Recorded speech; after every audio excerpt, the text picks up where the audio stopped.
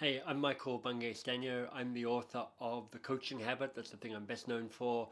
I'm also the creator of a project called Change Signal. And that is why I hired Olly, because I knew right from the start I needed somebody to help do two things. To A, make this a business, so I didn't stay in a kind of sloppy amateur mode, which is my inclination, and B, help me keep having a life, because I have a great life and I didn't want to sacrifice that on the altar of starting up a new business.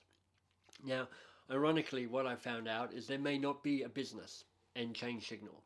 And actually, Olly's coaching has accelerated my insight and understanding about that and just made really clear the choices I need to make. If I want to turn this into a business and I want to do it efficiently and effectively so I still have a life, then these are the steps I might need to take.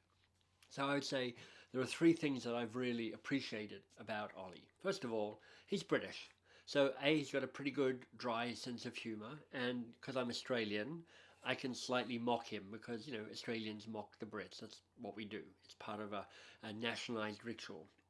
Secondly, he always feels really current. Like, this isn't, let me teach you what I did 3 years ago, or 4 years ago, or 5 years ago. He's like, let me tell you what I'm learning right now.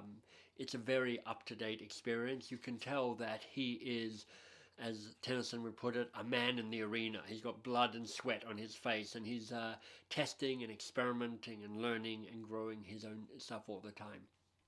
Thirdly, he's really generous with introductions. He's like, you should talk to this person. You should try test out that person. Let me connect you with the person over here.